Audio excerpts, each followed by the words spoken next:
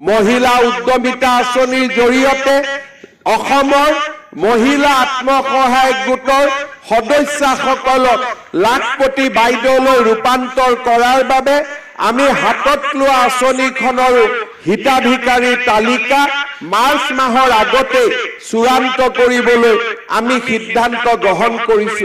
নমস্কাৰ, এই মুহূৰ্তত অসমবাসী ৰাইজক দিবলৈ লৈছো বিগ ব্ৰেকিং নিউজ। কেন মুখ্যমন্ত্ৰী হিমন্ত বিশ্ব শৰ্মাৰ বৃহৎ ঘোষণা। কেইবাটাও আঁচনি ঘোষণা কৰিছে মুখ্যমন্ত্ৰী। মহিলা উদ্যমিতা আঁচনিক লৈ কেইবাটাও আঁচনি ঘোষণা কৰিছে, লগতে ৰেচন কাৰ্ড থাকিলে 5টা নতুন আঁচনি লাভ কৰিব।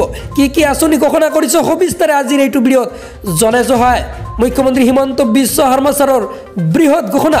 লাখ লাখ একাউণ্টত হুৰে সোমাব টকা। তাৰো ভাল খবৰ আহি পৰিছে। হয়, ৰেচন কাৰ্ড থাকিলে এতিয়াৰে পৰা চাউল, চেনি, দালি এইসমূহ লাভ কৰিব ৰেচন দোকানীৰ পৰা। এই ঘোষণা কৰিছে মুখ্যমন্ত্ৰী হিমন্ত বিশ্ব শৰ্মা ছাৰে। মই অলপ পিছতে মুখ্যমন্ত্ৰীৰ ঘোষণা শুনাব বিচাৰিছোঁ।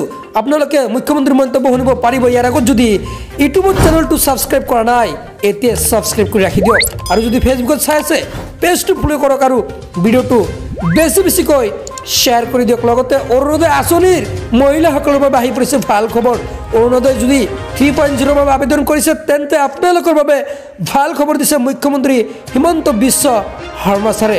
মই সবিস্তাৰে আপোনালোকৰ আজি এই ভিডিঅ'টোৰ মাধ্যমত জনাই দিম। এতিয়া আপোনালোকে মুখ্যমন্ত্ৰী হিমন্ত বিশ্ব শৰ্মা ছাৰৰ মন্তব্য শুনি লওক। যোৱাকালি কেবিনেটত অৰুণোদয় আঁচনিৰ নতুন হিতাধিকাৰীসকলৰ নিৰ্বাচন 31 মাৰ্চৰ ভিতৰত সম্পন্ন কৰিবলৈ আমি সিদ্ধান্ত গ্ৰহণ কৰিছো।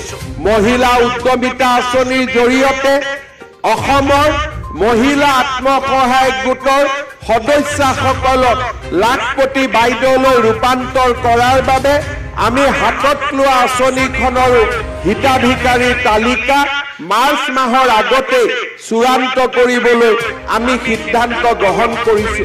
1 লাখ চৰকাৰী চাকৰি দিয়াৰ পিছত আৰু 50,000 যুৱক যুৱতীক চৰকাৰী চাকৰি দিয়াৰ দিশত অসমৰ দৰিদ্ৰ আৰু মধ্যবিত্ত সমাজখনক সকাহ দিবৰ বাবে এই বছৰত চাউলৰ লগতে দালি, নিমখ আৰু চেনিও ৰেচন কাৰ্ডৰ জৰিয়তে সুলভ মূল্যত দিবৰ বাবে আমি সিদ্ধান্ত গ্ৰহণ কৰিছো।